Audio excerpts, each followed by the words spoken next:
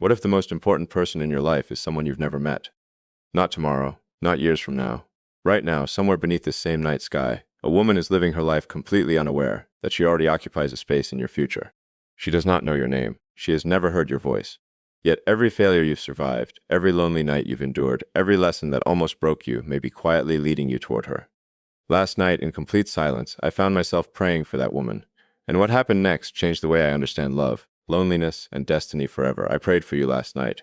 Not in the way people usually imagine prayer. There was no grand speech, no dramatic plea thrown into the darkness, no desperate negotiation with the universe, just silence.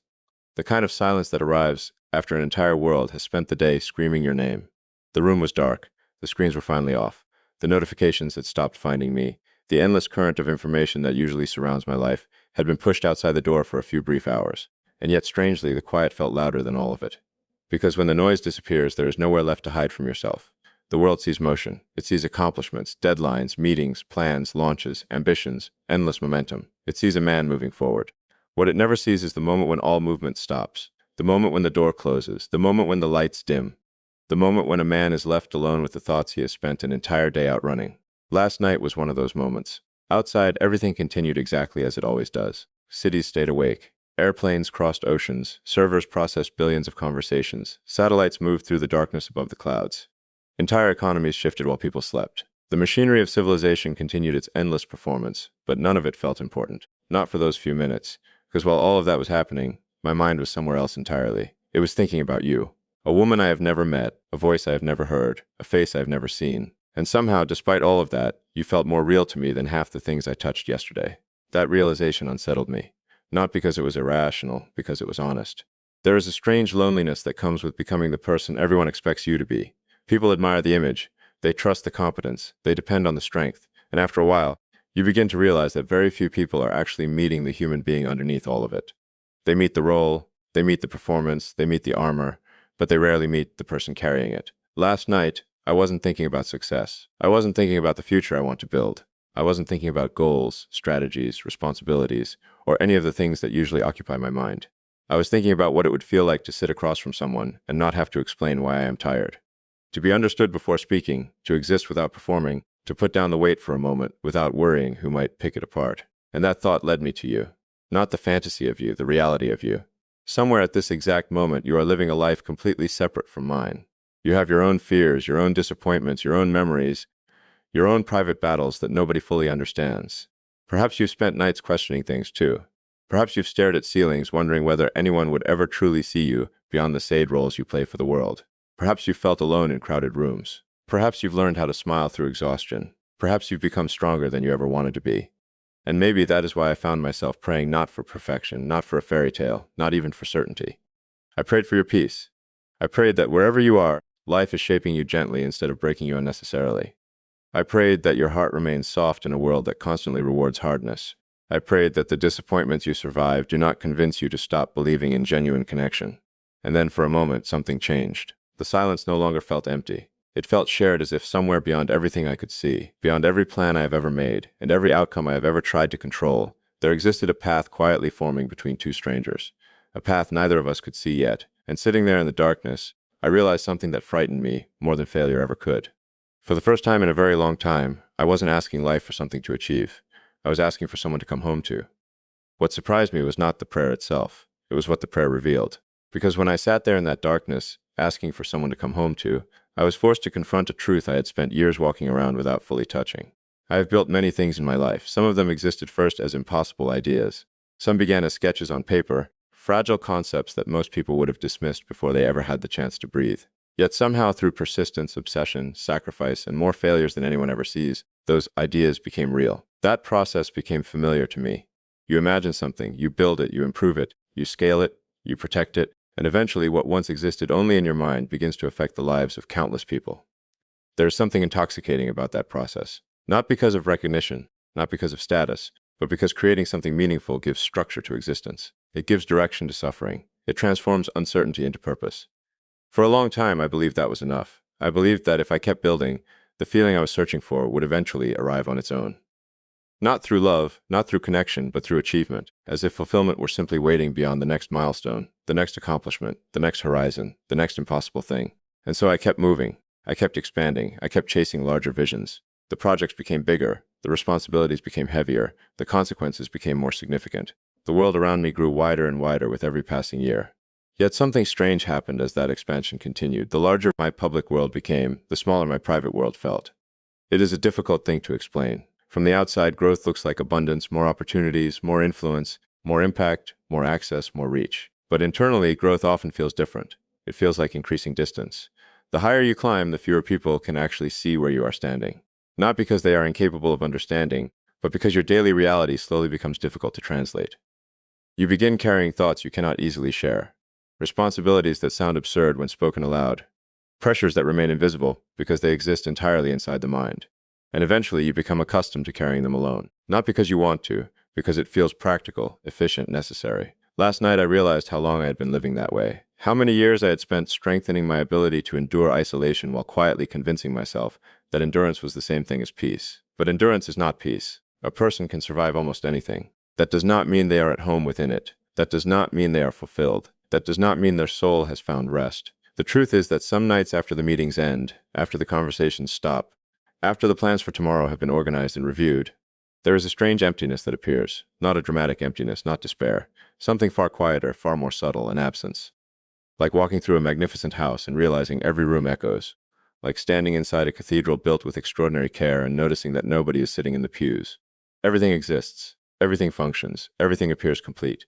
And yet something essential is missing. For years, I thought that feeling meant I needed another goal, another challenge, another mountain, another impossible problem demanding a solution. But the older I become, the more I understand that not every absence is asking to be filled with ambition. Some absences are asking for intimacy. Some spaces are not meant for achievement. They are meant for another human being. And that realization frightened me because achievement obeys rules. Effort creates progress. Discipline creates results. Vision creates direction. There is logic to it. Predictability. Control. Love does not operate that way. Connection does not arrive because you deserve it. Trust cannot be engineered. Understanding cannot be manufactured. And perhaps that is why you have occupied my thoughts more than usual. Because somewhere beyond every system I have learned to master, exists one mystery I cannot force into existence. You, the woman who may someday walk into this carefully constructed life and transform it from something impressive into something alive. The woman whose presence might accomplish what success never could. Not by making my world larger, but by making it finally feel like home. If you ever become my wife, there is something I need you to understand. The greatest challenge of my life was never building anything. It was learning how to live with myself. People often assume that the hardest battles are visible. They imagine struggle as something dramatic, something external, something the world can point to and recognize. A failed project, a public setback, a difficult season. But the battles that shape a person most deeply rarely happen in public. They happen in silence. They happen behind closed doors. They happen inside the private conversations a person has with their own mind. And for many years, that was where my hardest wars were fought. Because somewhere along the way, ambition stopped being something I possessed and became something that possessed me. Not in a destructive way, at least not at first. It began as responsibility, a desire to build, a desire to contribute, a desire to create something meaningful with the limited time I had been given. But ambition is a strange companion. If left unexamined, it slowly expands into every corner of your existence. It begins by occupying your schedule. Then it occupies your thoughts. Then it occupies your identity, until eventually you no longer know where your purpose ends and your personality begins. For a long time, I lived in that state, always moving, always calculating, always anticipating the next challenge before the current one had even ended. My mind became a machine designed to solve problems. And machines are useful. Machines are efficient. Machines are productive. But machines do not know how to rest. That was the problem. Even when the world around me became quiet, my mind remained awake, reviewing, analyzing, predicting, preparing, searching for threats before they appeared, searching for weaknesses before they could become failures, searching for problems before they could become consequences. At some point, vigilance stopped being a skill and became a permanent condition. I carried it everywhere into my work, into my relationships, into my moments of solitude, into my attempts at peace. Even during moments that should have felt safe, part of me remained standing guard, watching, evaluating, waiting.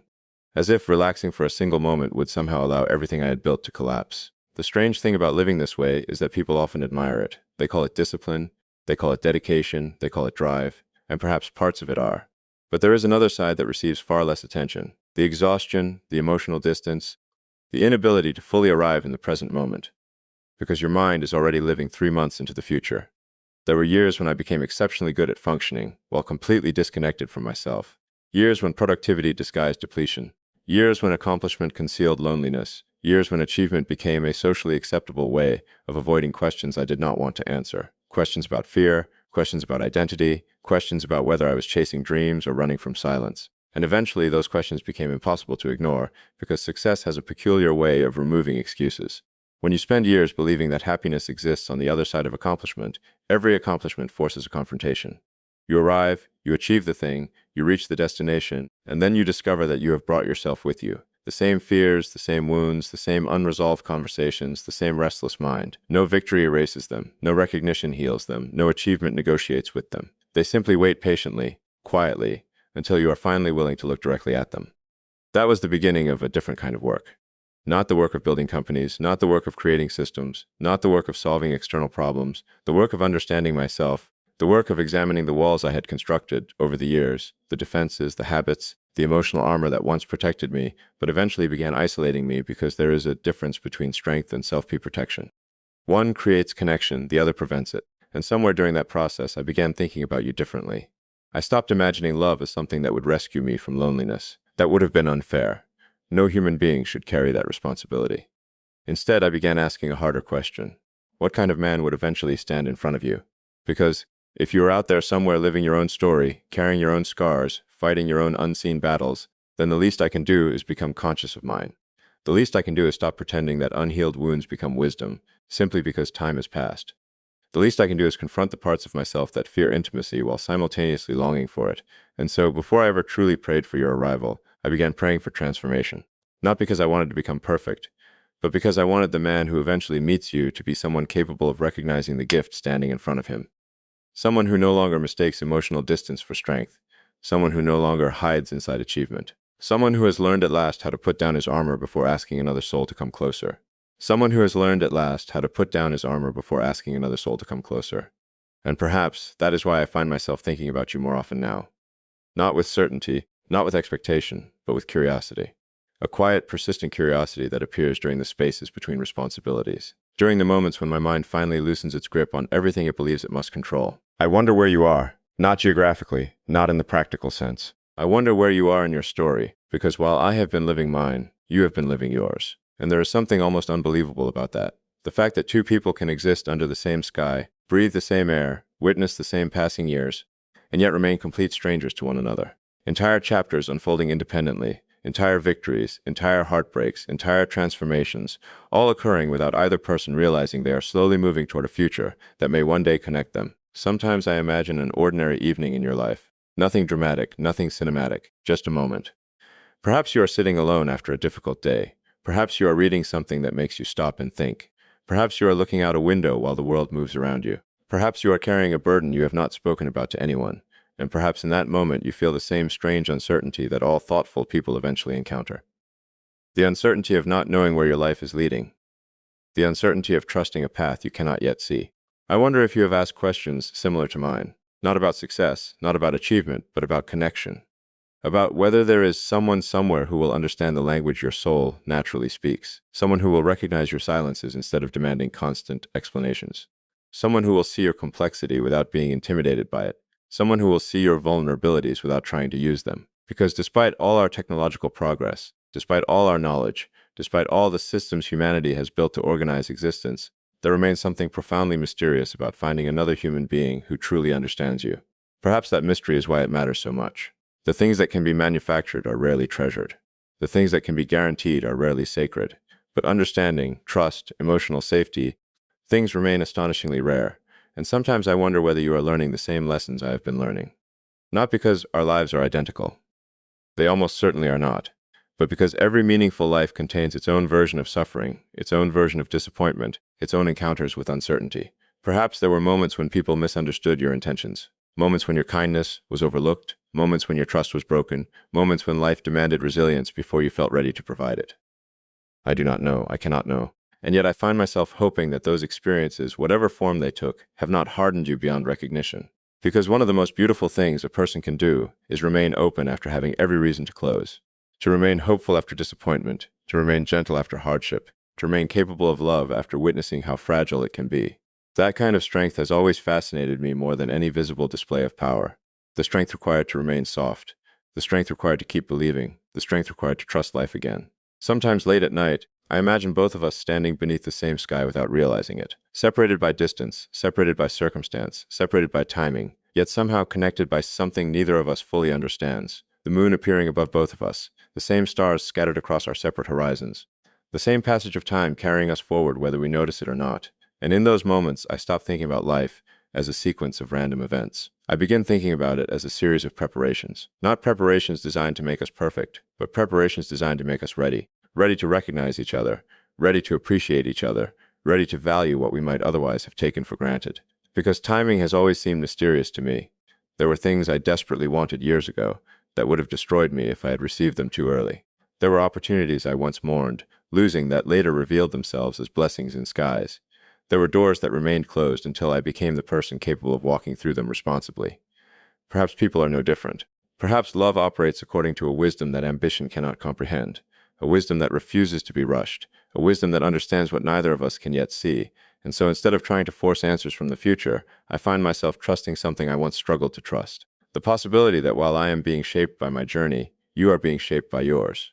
That while I am learning lessons I never expected to learn, you are learning lessons of your own. And that somewhere beyond the horizon of our current lives, two separate stories are moving quietly toward the same destination. Neither of us aware of how close or how far away that meeting may be. Neither of us able to predict the moment, yet both of us, perhaps without realizing it, being prepared for it every single day. And perhaps that is what changes everything. The realization that one day after all the waiting, all the preparation, all the invisible roads neither of us knew we were walking, our paths may finally cross, not as strangers chosen by chance, but as two people shaped by separate histories, carrying different scars, arriving at the same moment with a deeper understanding of what truly matters. I sometimes wonder what that first season of knowing you would feel like. Not the excitement people usually talk about, not the surface-level details. What interests me is something much quieter, the experience of finally being seen. Because the truth is, the world has spent years interacting with fragments of me. Different people know different versions. Some know the ambitious version. Some know the disciplined version. Some know the capable version. Some know the version that always appears composed, focused, and certain. And while those versions are real, they are incomplete. Human beings are never fully visible in public. No matter how transparent they appear, no matter how much they share, no matter how many people believe they understand them, there are entire landscapes within every person that remain hidden from view. Private fears, private hopes, private griefs, private questions, entire emotional worlds existing beneath the surface of ordinary conversation. And if you ever become my wife, there is something I would want you to know from the beginning. I do not want to be loved for the image. The image is useful. The image serves a purpose. The image helps navigate the external world. But the image is not where life happens. Life happens somewhere much deeper. Life happens in the moments nobody applauds, the moments nobody documents, the moments nobody notices. It happens in quiet kitchens, in late-night conversations, in long silences that require no explanation. In difficult seasons when certainty disappears and only trust remains, that is where a real life is built. And that is the version of me I would hope you come to know. Not the version the world celebrates, the version the world never sees, the version who occasionally doubts himself, the version who becomes exhausted, the version who sometimes carries more responsibility than he knows what to do with, the version who lies awake, wondering whether he is giving enough to the people he loves, the version who still has fears despite years of learning how to manage them, the version who occasionally wishes he could put down every expectation and simply exist for a while. Because beneath every strong person is a human being, and beneath every accomplishment is a nervous system that still feels pain, a heart that still experiences loss, a mind that still wrestles with uncertainty. I think many people spend their lives hiding those realities, not because they are dishonest, because vulnerability feels dangerous. The world often rewards certainty more than honesty. It rewards confidence more than reflection. It rewards performance more than authenticity. And after enough years, people begin confusing their masks for their identities. I never want that to happen with us. If our lives become intertwined, I do not want to stand before you as a symbol. I want to stand before you as a man, a complicated man, an imperfect man, a man still learning, still growing, still discovering parts of himself. Because love, at least as I understand it, cannot exist between performances. It can only exist between realities, and realities are rarely polished. They are messy, contradictory, human. There will be days when I am strong. There will be days when I am uncertain. There will be days when I have answers. There will be days when I have questions. And if we are fortunate enough to build a life together, I would want you to encounter all of it. Not because weakness should be celebrated, but because truth should be. Because there is something profoundly healing about no longer needing to hide, about no longer needing to maintain an image, about sitting across from another person and knowing that your humanity is not a problem that needs solving. It is simply understood. Perhaps that is what I have been searching for all along without fully realizing it. Not admiration, not validation, not recognition, understanding, the rare and extraordinary experience of being known without being reduced, of being seen without being judged, of being accepted without needing to become someone else first. And when I imagine meeting you, that is what I imagine most. Not the milestones, not the photographs, not the moments others would notice. I imagine the quiet relief of finally placing every mask on the table, the relief of no longer separating strength from vulnerability, the relief of no longer carrying certain parts of myself alone. Because if the world asks for my competence, my discipline, my leadership, and my resilience, then perhaps you will be the one person invited behind all of that. The one person who discovers that beneath every accomplishment, every responsibility, every carefully constructed layer, there has always been something far more fragile. Not weakness, not inadequacy. Simply a human being who spent years learning how to carry the weight of the world, while secretly hoping that one day someone would care enough to ask how heavy it had become. Because if the world asks,